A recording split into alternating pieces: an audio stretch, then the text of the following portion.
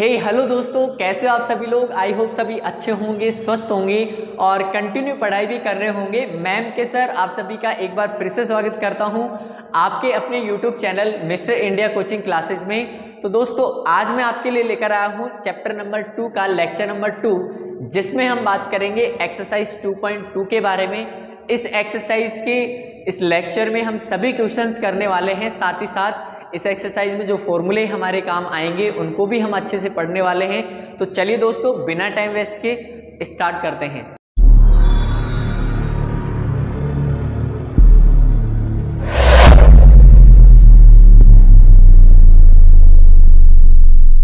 तो चलिए दोस्तों उन फॉर्मूलेज के बारे में हम बात कर लेते हैं जो इस एक्सरसाइज में हमारे काम आएंगे।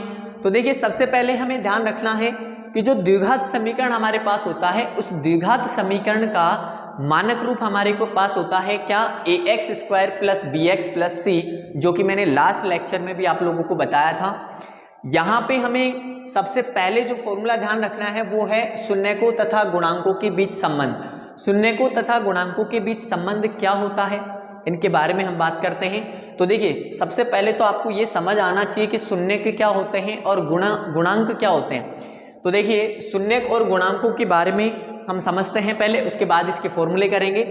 देखो जैसे कि फॉर एग्जांपल हमारे पास कोई समीकरण है, कोई भी हमारे पास द्विघात बहुपद है 2x² प्लस 3x प्लस 4, ये हमारे पास क्या है, एक द्विघात बहुपद है। जब हम इसको सोल्व करेंगे तो x के हमें 2 मान मिलेंगे। x के कितने मान मिलेंगे, हमें 2 मान मिलेंगे। उन दोनों मानों को हम इस बहुपद के क्या कहते हैं, शून्यक कहते हैं या फिर हल कहते हैं। सपोज करो अभी मैं बता रहा हूँ नॉर्मली ऐसे कि मान लो x का मान 1 तो हमारे को यहाँ पर 2 मिल जाता है और x का मान 1 यहाँ पर 3 मिल जाता है। इसको सोल्व करके नहीं बता रहा, मैं रेंडमली बता रहा हूँ, कुछ और मान आएगा इसका। नॉर्मल x के 2 मान मिलेंगे हमें, एक सपोज करो कि 2 मिल जाता है, एक हमारे पास 3 मिल जाता है। तो इनको हम क्या कह रहे हैं, ये इस बहुपद के क्या है, शून्यक है या फिर हल है। इनको शून्यक या फिर हम क्या कह देते हैं, हल कह देते हैं या फिर मूल कह देते हैं। देखो तीनों बात एक ही है, मूल कह दें या फिर शून्यक कह दें या फिर हम इनको क्या कह दें, शून्यक कह दें, मूल कह दें या फिर हल बोल दें, बात एक ही होती है। ठीक है, तो शून्यकों यानी कि जो बहुपद हमें देगा, शून्यकों और गुणांकों के बीच में क्या संबंध होगा। अब गुणांक क्या होते हैं, देखो यहाँ पर x² का गुणांक क्या होगा, 2। x² के जो गुणा में लग रहा है, मल्टीप्लाई में जो लग रहा है, इस 2 को हम क्या कहते हैं, x² का गुणांक कहते हैं। यहाँ पर x का गुणांक क्या है, 3 है। x के अलावा जो भी दिख रहा है वो क्या है, 3 इसका गुणांक है। चिन्ह के साथ आता है, ध्यान रखना। अगर यहाँ पर माइनस का चिन्ह आता तो फिर x का गुणांक क्या हो जाता, -3 हो जाता। x का गुणांक क्या हो जाता है यहाँ पे, -3। और c हमारे पास क्या होता है, अचर पद होता है, जिसको हम c से डिनोट करते हैं। यहाँ पे अचर पद कौन है, 4, तो 4 हमारे पास क्या है, c है। तो अगर हम यहाँ बात करें तो a क्या है हमारे पास, 2 है, b हमारे पास क्या है, -3 और c हमारे पास क्या है, 4। ये क्या है, गुणांक है किसके, x² का गुणांक तो हमारे पास 2 है और x का गुणांक कितना है, हमारे पास -3 है और c यानी कि अचर पद हमारे पास कितना है, 4 है। ठीक है, शून्य को या मूल या फिर हलों के बारे में मैंने बता दिया आप लोगों को कि किसी भी बहुपद को हम जब सोल्व करेंगे तो हमें x के या जिस भी चर में वो बहुपद चल रहा होगा उसके हमें 2 मान मिलेंगे, जिनको हम मूल, शून्यक या फिर हल कह देते हैं। इतना समझ में आ गया। आगे देखिए अब क्या करना है, शून्यकों तथा गुणांकों के बीच में संबंध क्या होता है।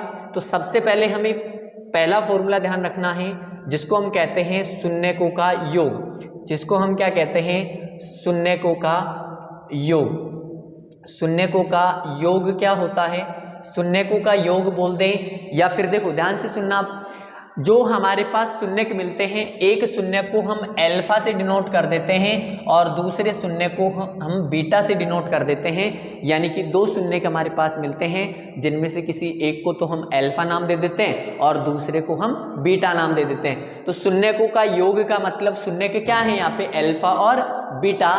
तो शून्यकों का योग का मतलब क्या हुआ, अल्फा प्लस बीटा बराबर क्या होता है, -b/a होता है, -b/a होता है। अरे क्या होता है माइनस बी अपॉन ए, बी क्या है हमारे पास x का गुणांक और a क्या है हमारे पास x स्क्वायर का गुणांक। जैसे जैसे हम सवाल करेंगे और बेटर तरीके से आप लोगों को समझ में आ जाएगा। तो ये फॉर्मूला आप लोगों को ध्यान रखना है कि शून्य को का योग क्या होता है, अल्फा प्लस बीटा बराबर हमारे पास होता है माइनस बी अपॉन ए। तो ये फॉर्मूला आप लोगों को पहले ध्यान रखना है। उसके बाद में जो दूसरा फॉर्मूला होता है हमारे पास वो होता है शून्यकों का गुणनफल, शून्यकों का गुणनफल। तो शून्यकों का जो गुणनफल होता है वो क्या होता है, मल्टीपल ऑफ जीरोज।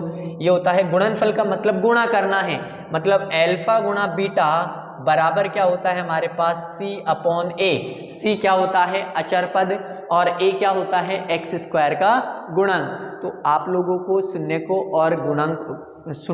और गुणांकों के बीच में अगर संबंध बताना है तो दो संबंध होते हैं। पहला क्या होता है अल्फा प्लस बीटा बराबर माइनस बी अपॉन ए और दूसरा क्या होता है अल्फा बीटा बराबर सी अपॉन ए। बस ये दो फॉर्मूले आप लोगों को यहाँ पे ध्यान रखने हैं। उसके बाद हमारे पास देखो एक टाइप का क्वेश्चन तो यहाँ पर एक्सरसाइज जो 2.2 है उसमें फर्स्ट क्वेश्चन दे रखा है।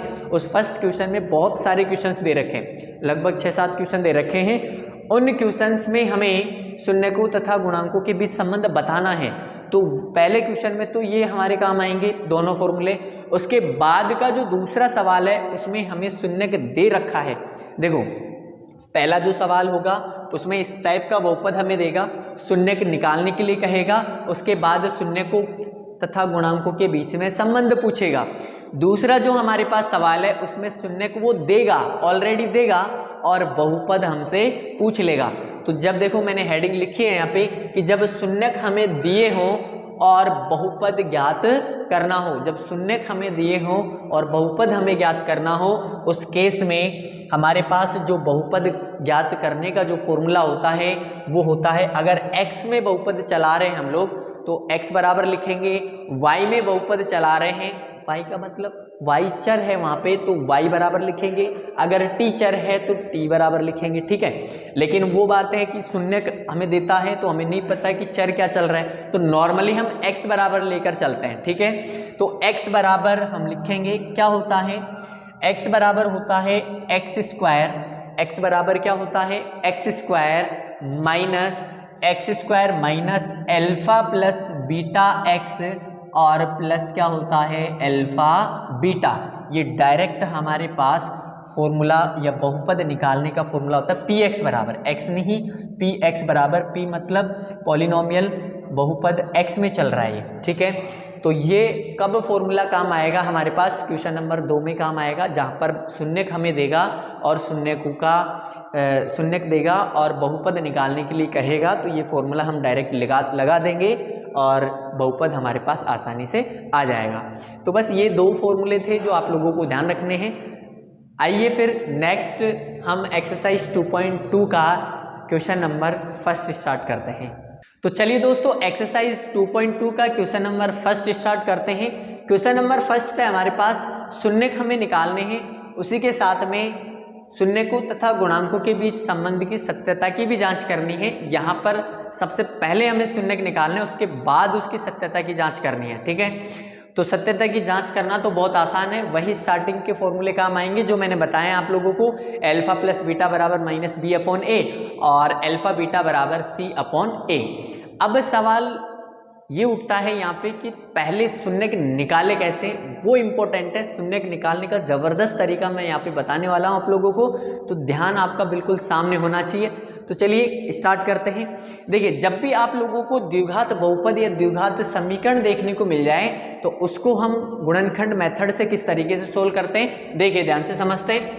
यहाँ पे हमें एक्स स्क्वायर और अंतिम पद जो दे रखा है 8 माइनस का 8। जब भी हम द्विघात समीकरण द्विघात बहुपद को सोल्व करते हैं तो स्टार्टिंग वाला पद लेते हैं और लास्ट वाला पद लेते हैं। ठीक है, तो स्टार्टिंग वाला पद कौन है हमारे पास एक्स स्क्वायर, लास्ट वाला पद कौन है माइनस का 8। एक्स स्क्वायर को जब हम माइनस के 8 से गुणा करेंगे तो हमारे को मिलेगा माइनस के 8 एक्स स्क्वायर। ठीक है, माइनस का 8 एक्स स्क्वायर हमें मिलेगा।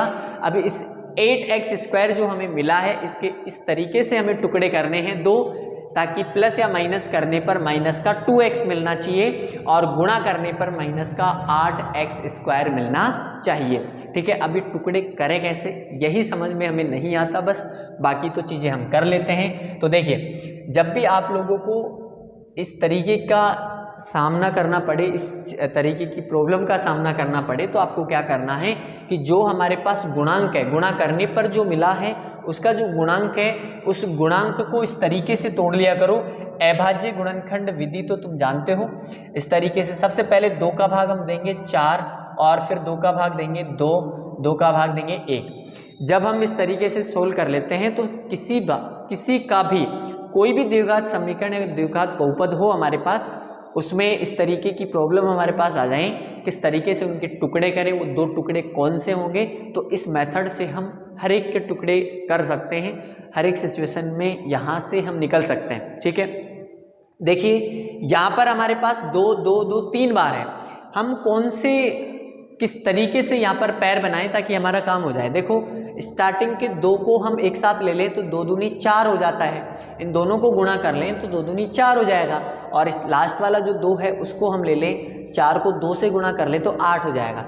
यानी कि अगर हम 4 और 2 ले लें, 4 और 2 ले लें तो हमारा काम बन सकता है। देखो कैसे, 4 को अगर हम 2 से गुणा करें तो 8 मिलता है। 8 चाहिए अपने को गुणा करने पर, प्लस या माइनस करने पर 4 में से 2 घटाएं तो हमें 2 मिलता है, बिल्कुल 2 चाहिए हमें।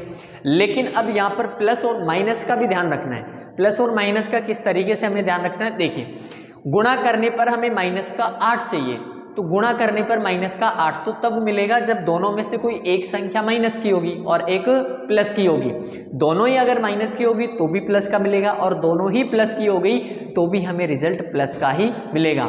तो दोनों में से कोई एक माइनस होना चाहिए, या तो 4 माइनस हो जाए या फिर 2 माइनस हो जाए। अब हम दोनों में से करें किसको माइनस, तो उसके लिए आपको यहाँ देखना है कि यहाँ बीच में क्या चाहिए। आपको बीच में माइनस का 2 चाहिए, दिख रहा है ना आपको, माइनस का 2 चाहिए। अब माइनस का 2 मिलेगा कैसे, जब हम बड़ी संख्या को माइनस का रखेंगे तभी तो हमें माइनस मिलेगा।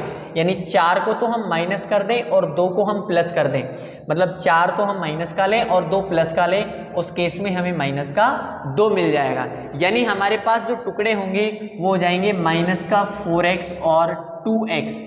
माइनस के 4x को 2x से जब मल्टीप्लाई करेंगे, गुणा करेंगे, तो हमें माइनस का 8x² मिलेगा और माइनस के 4x प्लस हम 2x करेंगे तो हमें माइनस का 2x मिल जाएगा। ठीक है, ये दोनों ही चीज़ें चाहिए थी हमें, तो हमारा काम हो जाएगा। देखो, माइनस का 2x तो अनंत तरीकों से मिल सकता है। प्लस माइनस का 6x ले लो और प्लस का 4x ले लो, माइनस का 10x ले लो, प्लस का 8x ले लो, फिर भी माइनस 2x मिल जाएगा।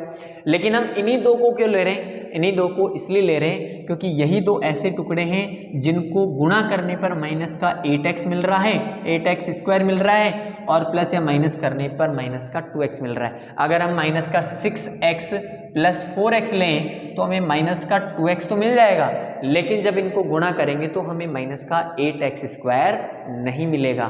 तो दोनों कंडीशन फॉलो होनी चाहिए, तब जाकर ही हमने जो टुकड़े लिए हैं वो सही होंगे, अदरवाइज वो गलत होंगे। तो चलिए फिर करते हैं आगे सोल्व। देखो, ये मैंने बेसिक समझा दिया तुम लोगों को कि किस तरीके से हम इनके फैक्टर करते हैं, किस तरीके से हम इनके टुकड़े करते हैं। उसके बाद में हम आगे इसको किस तरीके से सोल्व करेंगे। चलिए स्टार्ट करते हैं। देखो ध्यान से, यहाँ पे x², देखो मिडिल टर्म की जगह लिखना है हमें, जो भी करना है मध्य पद की जगह हमें लिखना है, जो अभी मैंने समझाया आप लोगों को। स्टार्टिंग वाला और लास्ट वाले को हमें एज इट इज रखना है। देखो x² एज इट इज रहेगा, इसकी जगह हम क्या लिख सकते हैं, इसकी जगह हम -4x + 2x लिख सकते हैं। 2x को पहले लिख दो, -4x को बाद में लिख दो, उससे कोई फर्क नहीं पड़ता, आगे पीछे हम कर सकते हैं। ठीक है, और उसके बाद में है -8। अब देखो यहाँ पर 2-2 के जोड़े हम बनाते हैं। 2-2 के जोड़े बनाने के बाद हमें कॉमन लेना होता है। देखो, कॉमन लेना एक बहुत बड़ी चीज़ है। कॉमन कई बच्चों के समझ में ही नहीं आता कि कॉमन हम कैसे लें। तो देखो, कॉमन लेने के लिए सिंपल सी बात है कि पहला जो हमारे पास पद होता है, पहला जो 2 का जोड़ा हमने बनाया, 2 का पैर जो हमने बनाया है, उसमें से x तो आएगा ही आएगा, उसमें से क्या आएगा, x आएगा। मैक्सिमम से मैक्सिमम कॉमन लेना है हमें कि अधिक से अधिक क्या कॉमन आ सकते हैं।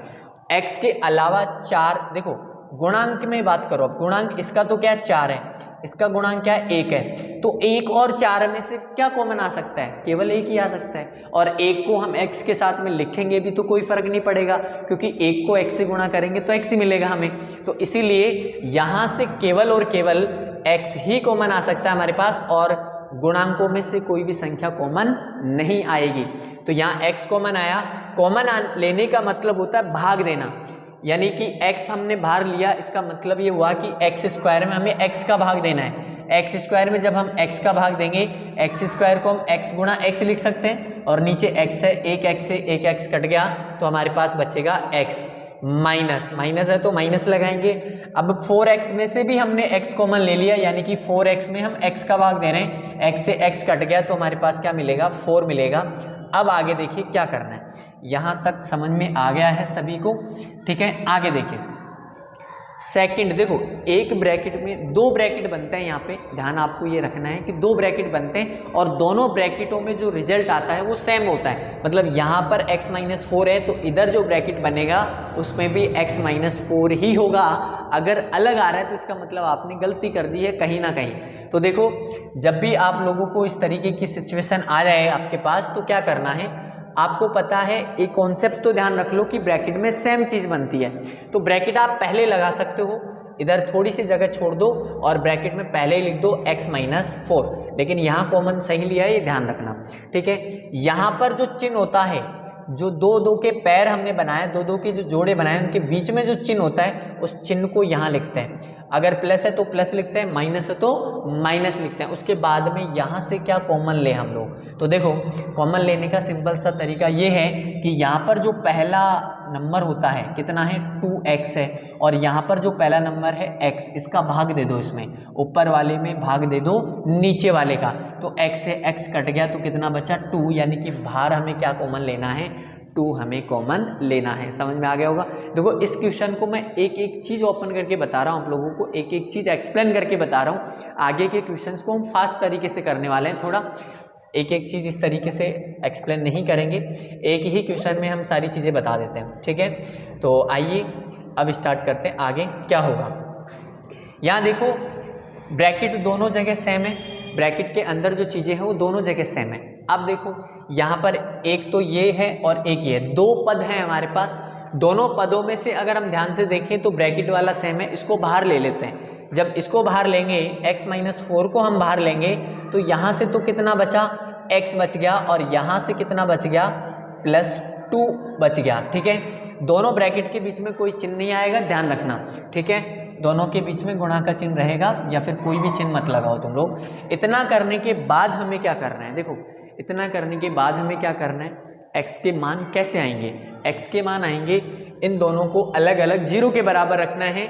यहाँ लिखेंगे हम कि या तो x-4 बराबर 0 हो सकता है, या फिर x+2 बराबर 0 हो सकता है। यहाँ से x का मान निकालो, इस -4 को उधर लेकर जाएंगे तो प्लस का हो जाएगा, 0 में 4 जुड़ के 4 ही आएगा, ठीक है। और दूसरा हमें क्या मिलेगा, x बराबर इस 2 को उधर लेकर जाएंगे तो -2 हो जाएगा, ठीक है। इस तरीके से हमें मिल जाते हैं इस बहुपद के शून्यक, इस बहुपद के मूल या फिर हल प्राप्त हो जाते हैं। एक हल को हम, एक मूल को या एक शून्यक को तो हम अल्फा बोल देते हैं, और दूसरे शून्यक को हम क्या बोल देते हैं, बीटा बोल देते हैं। मैंने बोला था पहले ही कि जो द्विघात बहुपद या द्विघात समीकरण होते हैं उसके 2 हल, 2 शून्यक या 2 मूल आते हैं, एक को हम अल्फा बोल रहे हैं और एक को हम बीटा बोल रहे हैं। समझ में आ गया क्या, ठीक है।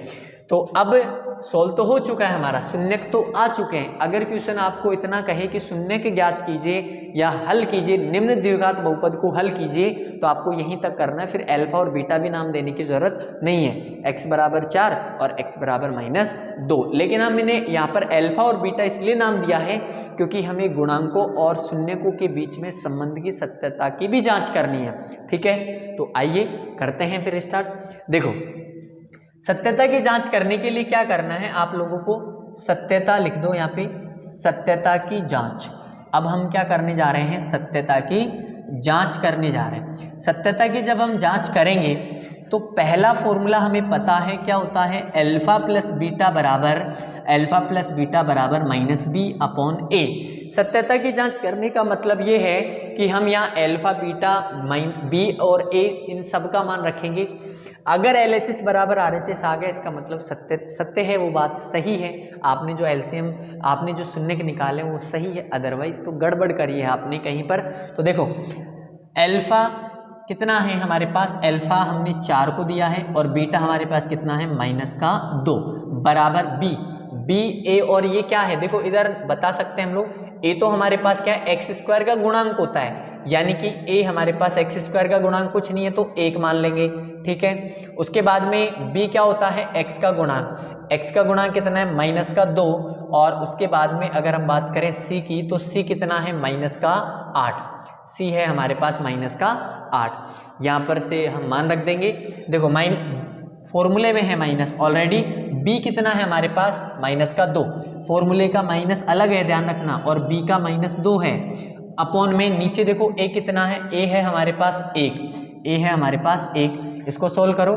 देखो यहाँ से हमें क्या मिलेगा, ये प्लस माइनस हो गया, 4 - 2 बराबर माइनस क्या हो गया प्लस और बटे में 1। यहाँ से देखो 4 - 2 कितना हो जाएगा 2, और 2 में 1 का भाग देंगे तो 2, यानी LHS बराबर हमें मिल गया RHS। इसका मतलब यहाँ पे सत्यता की जांच हो चुकी है, हमने जो पहला शून्य निकाला है वो तो सही है।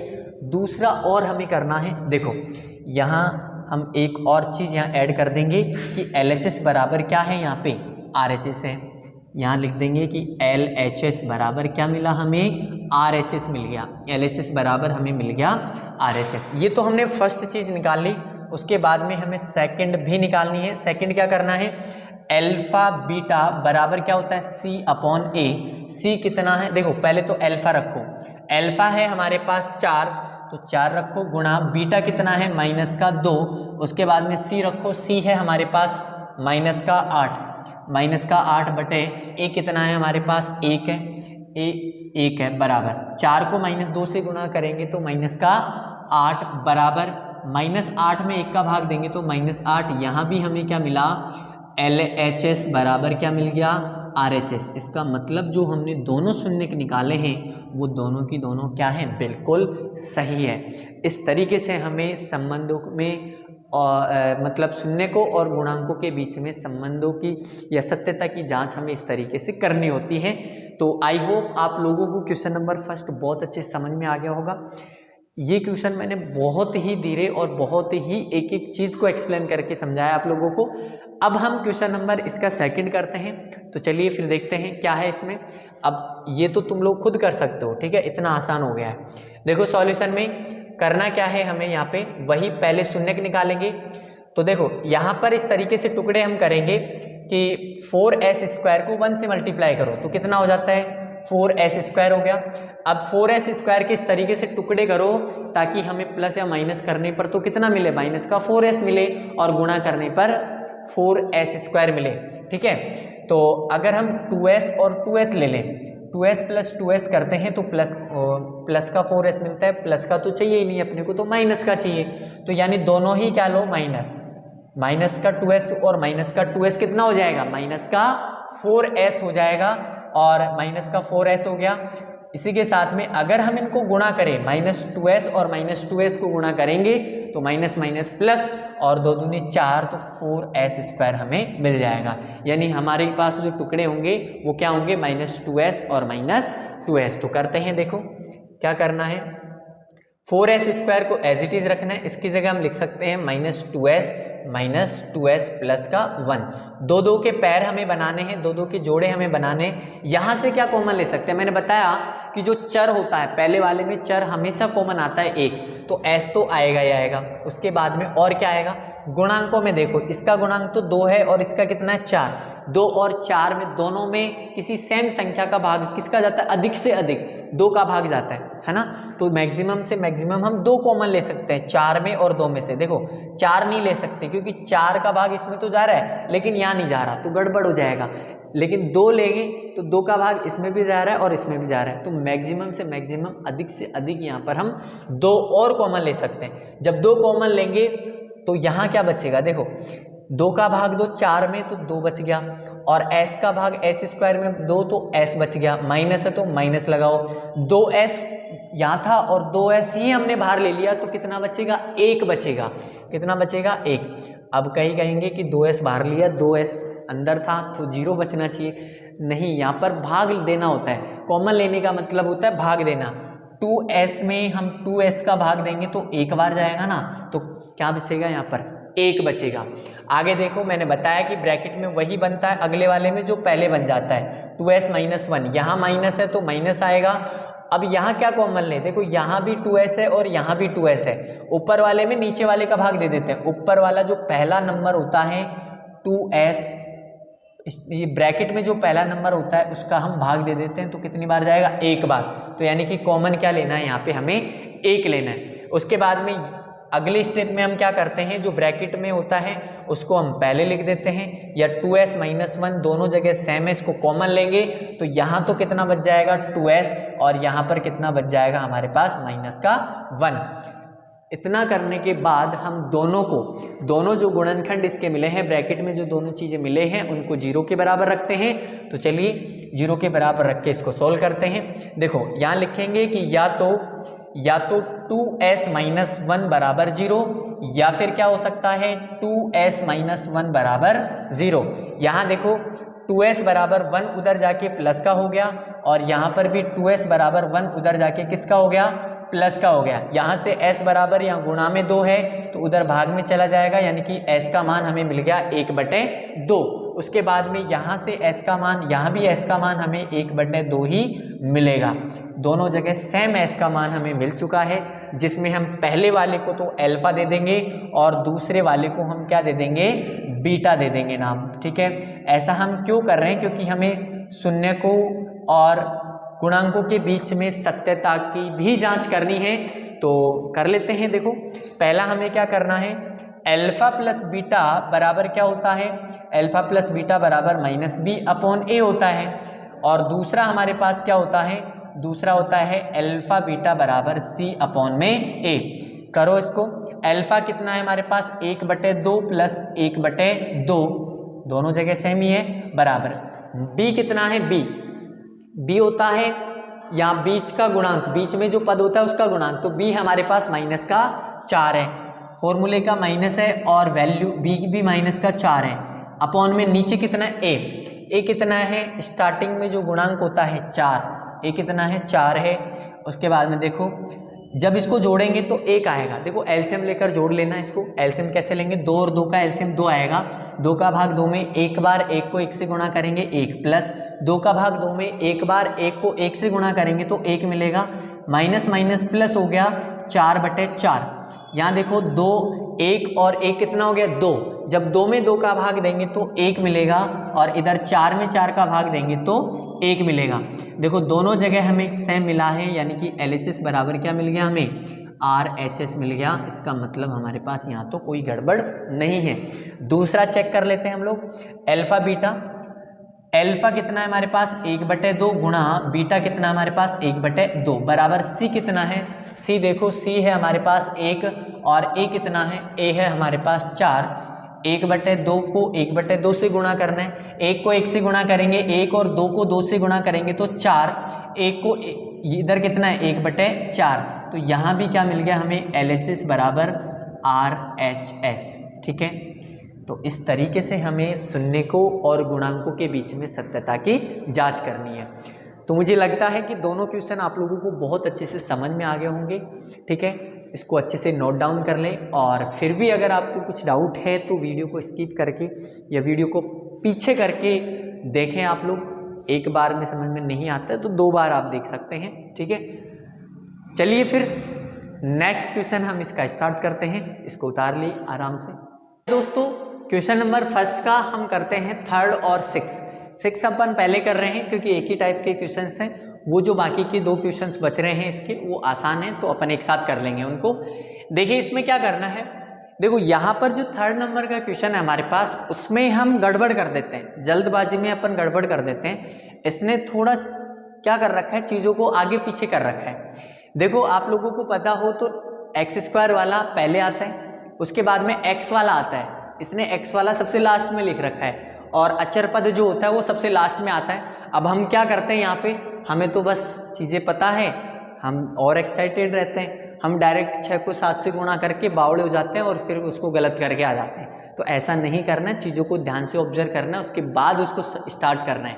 तो देखो इसको हम पहले सही से करके लिखेंगे, यानी कि 6x² पहले आएगा, वो तो पहले ही है, और उसके बाद में 7x पहले आएगा और 3 हमारे पास सबसे लास्ट में आएगा। ऐसे अपने को इसको लिखना है, उसके बाद हमें सोल्व करना है इसको, ठीक है। क्या पैटर्न रहता है, 6 को हम 3 से गुणा करेंगे तो हमारे पास -3 से गुणा करेंगे तो हमारे पास मिलेगा -18x²। अब इसके टुकड़े करो, तो अगर हम टुकड़े करें तो हमारे पास होता है 9 और 2, ठीक है। अब हमें माइनस का चाहिए तो माइनस का बड़े वाले नंबर को ले लो, है ना, और प्लस का इसको ले लो, तो -9 और 2 हो जाएगा, यानी कि हमारे पास जो इसके फैक्टर होंगे, जो टुकड़े होंगे, वो हो जाएंगे -9x, 6x² माइनस का 9x प्लस का 2x, गुणा करने पर 18 मिल रहा है। देखो 9 दूनी 18 होता है, और देखो 9x में से 2x या -9x प्लस 2x करो, माइनस का 7x मिलता है, तो इसका मतलब सही है। आगे देखो क्या करना है, माइनस का 3 एज इट इज रहेगा, और अब देखो 2 के पैर हम बनाते हैं, 2 की जोड़े हम बनाते हैं। यहाँ से हमें पता है कि x तो कॉमन आता ही आता है, पहले वाले पद में से x तो पहले वाला जो जोड़ा हमने बनाया, पहले वाला जो पैर हमने लिया है उसमें से वेरिएबल यानी कि चर तो कॉमन आता ही आता है, तो x तो कॉमन आएगा। अब 6 में से और 9 में से हम क्या कॉमन लें, तो 6 और 9 में ये देखो कि ज़्यादा से ज़्यादा 6 और 9 में किसका भाग जा सकता है, 3 का। 3 से ज़्यादा ऐसा कोई भी बड़ा नंबर नहीं है, 3 से बड़ा ऐसा कोई भी नंबर नहीं है जिसका भाग 6 में भी चला जाए और 9 में भी चला जाए, केवल 3 ही है। 3 के आगे ऐसा कोई भी संख्या नहीं है जिसका दोनों में भाग चला जाए, तो मैक्सिमम हम 3 यहाँ से कॉमन ले सकते हैं। जब 3 कॉमन लेंगे, 6 में भाग दो 3 का तो 2 बचेगा, x² में x का भाग दिया तो x बचेगा, माइनस है तो माइनस लगाओ, 3 का भाग 9 में दिया तो 3, और x में से x हमने कॉमन ले लिया तो बाहर, यहाँ तो x खत्म हो गया, ठीक है। आगे देखो यही सेम ब्रैकेट वाली चीज़ इधर बननी है, 2x - 3 बता रखा है मैंने, सारी चीज़ें समझा रखी है आप लोगों को। यहाँ जो प्लस है तो प्लस आएगा, यहाँ भी 2x है, यहाँ भी 2x है। जब यहाँ और यहाँ सेम होता है तो 1 कॉमन आता है, कितना कॉमन आता है, 1, तो यहाँ पे हमने लिख दिया 1। अब उसके बाद में ब्रैकेट वाला सेम है तो इसको कॉमन ले लेंगे, 2x - 3 हमने कॉमन लिया, यहाँ से हमारे पास बच गया 3x माइनस, और इधर हमारे पास +1 बच गया, ठीक है। अब हम क्या करते हैं, या तो 2x - 3 बराबर 0 या फिर 3x + 1 बराबर 0। आगे देखो यहाँ से अगर हम सोल्व करें तो 2x बराबर 3 उधर जाके प्लस का हो गया, तो x बराबर 3/2 हमें मिल गया। एक शून्य तो हमें कितना मिल गया, 3/2, इसको हम अल्फा नाम दे रहे हैं। दूसरा शून्य का हमें क्या मिलेगा, 3x बराबर 1 उधर जाके किसका हो गया, माइनस का हो गया, 1 उधर जाके किसका हो गया, माइनस का, और 3 को नीचे भेज देंगे तो x बराबर -1/3, इसको हम बीटा नाम दे रहे हैं। ये हमारे पास दूसरा शून्य को हो गया, ठीक है। शून्य को के बीच में और शून्य को और गुणांकों के बीच में हमें संबंध की सत्यता की जांच करनी है, वो भी हम कर लेते हैं, बाकी तो तुम कर सकते हो मुझे पता है, लेकिन फिर भी मैं बता देता हूँ। देखो पहला है हमें अल्फा प्लस बीटा निकालना होता है, जो कि होता है -b/a।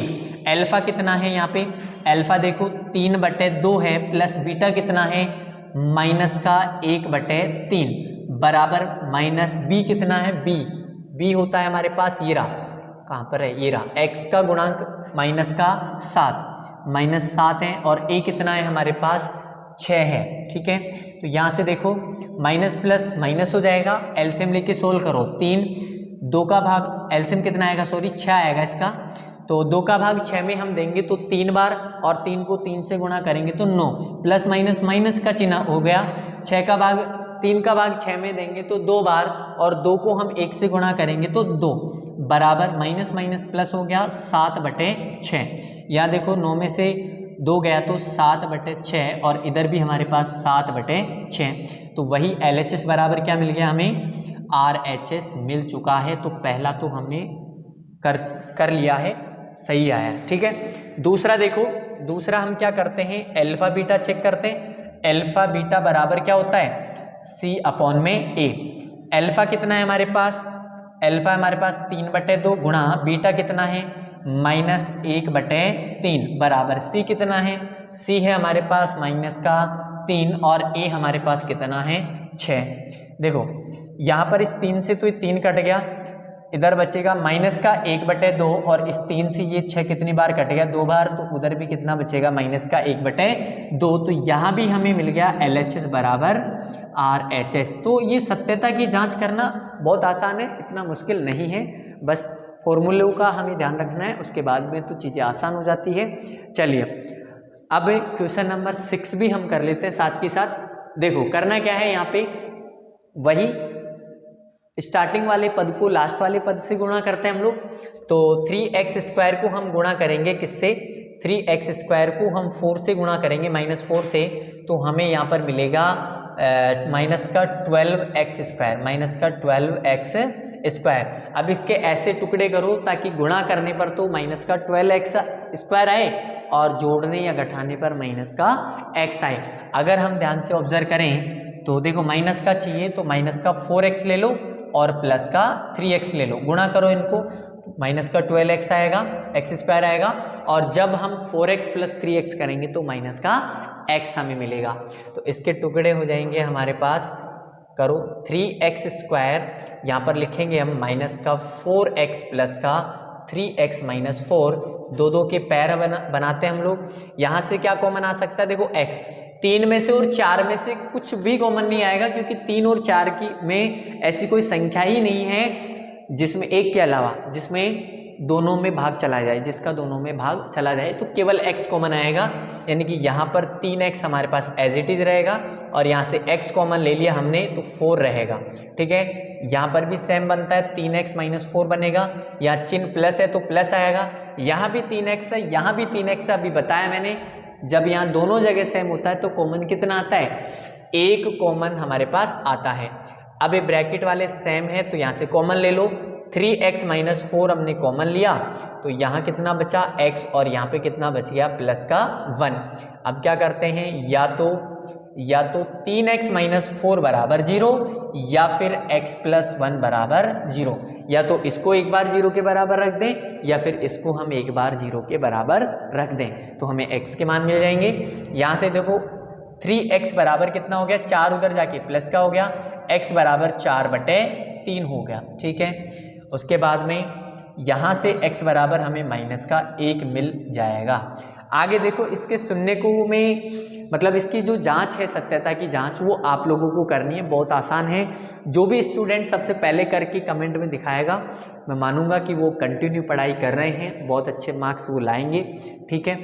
तो इसकी शून्य को फिर भी अगर आप लोगों से नहीं होती इसकी जांच या फिर कुछ प्रॉब्लम आती है तो आप कमेंट में मुझे बताइए, मैं फिर इसका शून्य को की जांच करके शून्य को और गुणांकों के बीच में जो सत्यता की जांच है वो अपन बना देंगे इसका, या बता देंगे। इतना मुश्किल है नहीं, वैसे 3 क्वेश्चंस के मैंने बता चुका हूँ 3 क्वेश्चंस के जो सत्यता की जांच है वो अपन कर चुके हैं, तो बाकी के अब तो तुम कर सकते हो, सीख गए हो, मुझे पता है, ठीक है। इसको अल्फा दे देंगे, इसको बीटा दे देंगे, बाकी तो ये दोनों फॉर्मूले लगाने और आगे सोल्व करने। तो इसको उतार लें आप अच्छे से, उसके बाद में आगे हम नेक्स्ट सवाल सोल्व करते हैं। तो आइए दोस्तों, क्वेश्चन नंबर 1 के 2 लास्ट क्वेश्चन जो हमारे पास बच रहे हैं उनको भी हम कर लेते हैं। देखो ये जो 2 क्वेश्चन है बहुत आसान है, लेकिन बच्चों को पता नहीं इन 2 क्वेश्चंस में ऐसा क्या लगता है, बहुत मुश्किल लगता है। बहुत ही आसान क्वेश्चन है ये। देखो करते हैं स्टार्ट। क्या करना है इसमें, इन दोनों क्वेश्चंस में एक एक पद हमें गायब कर रखा है हमारे पास, ठीक है। इसमें तो अचर पद है ही नहीं, इसमें बीच वाला पद है ही नहीं, ठीक है। अब ये क्वेश्चन तो बहुत आसान है लेकिन लगते मुश्किल है। देखो किस तरीके से हमें करना है इनको, बहुत ही आसान क्वेश्चन है। करते हैं स्टार्ट।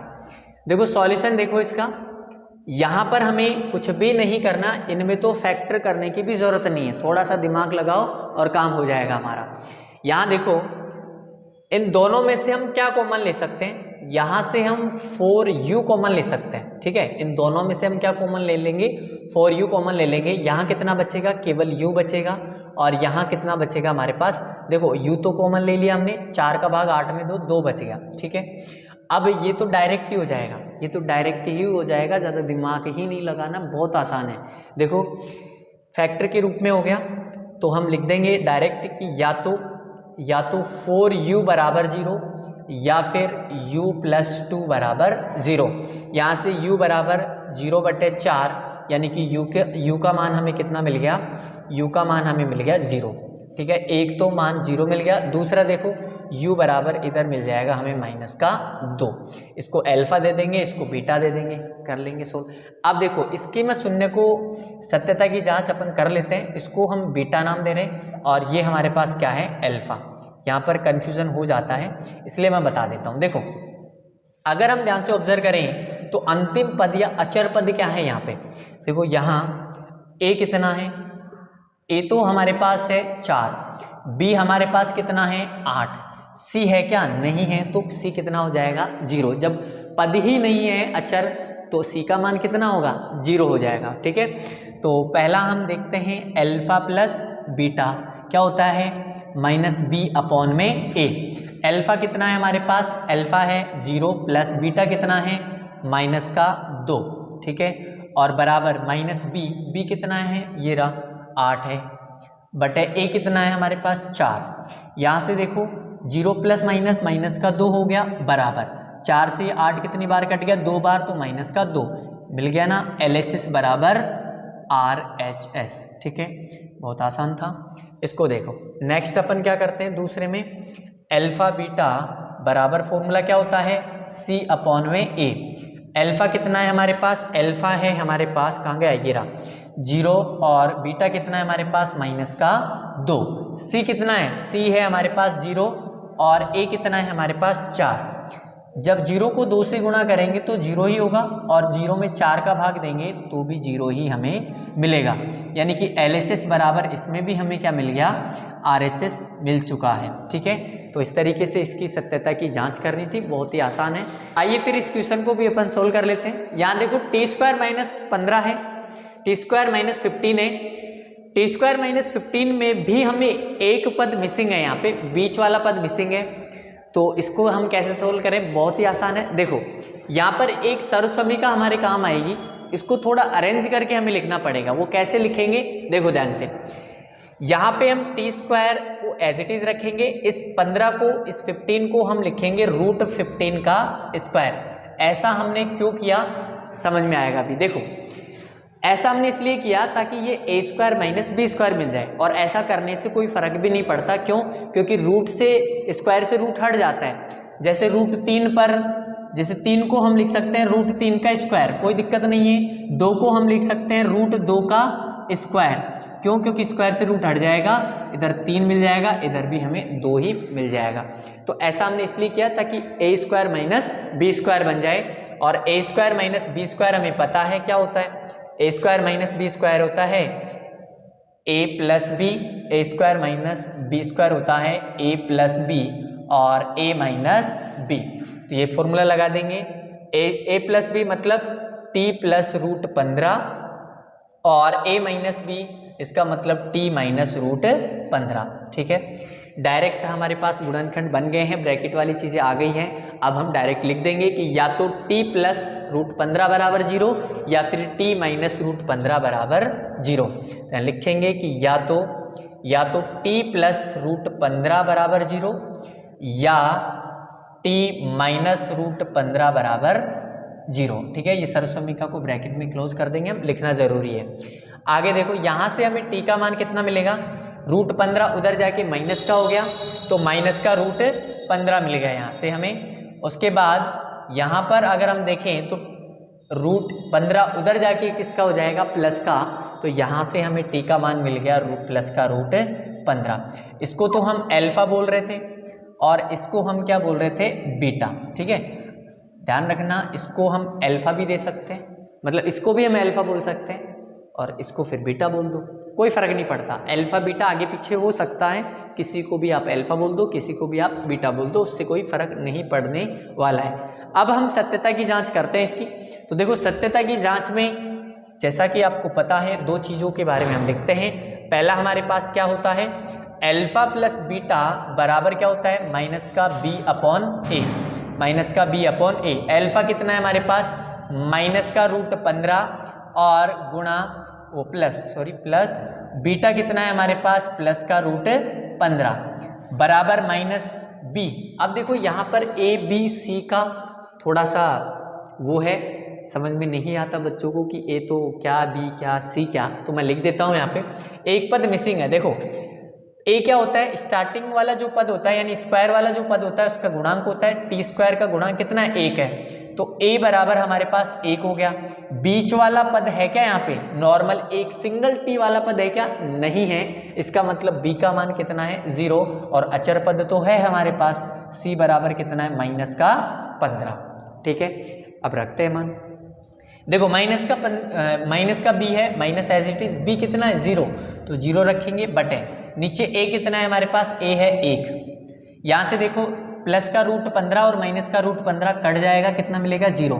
0 में 1 का भाग देंगे, माइनस 0 में 1 का भाग दो या 0 में 1 का भाग दो, 0 ही मिलेगा हमें। तो LHS बराबर क्या मिल गया हमें, RHS मिल चुका है। मतलब ये हमारी बात सही है। दूसरा और चेक कर लेते हैं। दूसरा है हमारे पास अल्फा बीटा बराबर क्या होता है, C अपॉन में A। यहाँ से चेक करो, अल्फा कितना है, माइनस का रूट 15 और बीटा कितना है, रूट 15 बराबर C कितना है, माइनस 15 और A कितना है हमारे पास, सॉरी एक तो रखा ही नहीं हमने, A कितना है हमारे पास, 1 है। ठीक है, यहाँ देखो जब हम रूट 15 को रूट 15 से गुणा करेंगे तो 15 मिलेगा, रूट 2 को रूट 2 से गुणा करते हैं 2 मिलता है, रूट 3 को रूट 3 से गुणा करेंगे तो 3 मिलता है। इसी तरीके से रूट 15 को रूट 15 से गुणा करेंगे तो 15 मिलेगा, लेकिन माइनस है तो माइनस का 15 मिलेगा बराबर माइनस 15 में 1 का भाग देंगे तो माइनस का 15। इधर भी हमें मिल चुका है LHS बराबर RHS। ठीक है, तो इस तरीके से हमने कर लिए हैं क्वेश्चन नंबर फर्स्ट के सभी क्वेश्चंस। तो आपको सभी को समझ में आए होंगे, बहुत ही आसान क्वेश्चन है। बस एक कॉन्सेप्ट, एक क्वेश्चन का कॉन्सेप्ट समझ लो, बाकी के सारे क्वेश्चन उसी पैटर्न पर आधारित हैं। यहाँ से 3 नंबर का क्वेश्चन बनता है। अगर आपको 2 नंबर का भी बनता है, अगर आपको केवल शून्यक पूछता है तो 2 नंबर में पूछेगा, और शून्यकों के साथ में सत्यता की जांच भी वो करवा लेता है तो फिर 3 नंबर का क्वेश्चन बन जाता है। ठीक है, आगे के जो क्वेश्चंस हमारे पास रह रहे हैं जिसमें एग्जांपल्स भी हैं हमारे पास और क्वेश्चन नंबर 2 भी हैं, उनमें भी बहुत सारे क्वेश्चंस हैं, उनको हम नेक्स्ट क्लास में, नेक्स्ट लेक्चर में हम करने वाले हैं। तो आज के लिए हम इतना ही करेंगे, इसको अच्छे से नोट कर लें आप। मिलते हैं फिर नेक्स्ट वीडियो में। धन्यवाद आप सभी लोगों का वीडियो देखने के लिए। टेक केयर दोस्तों।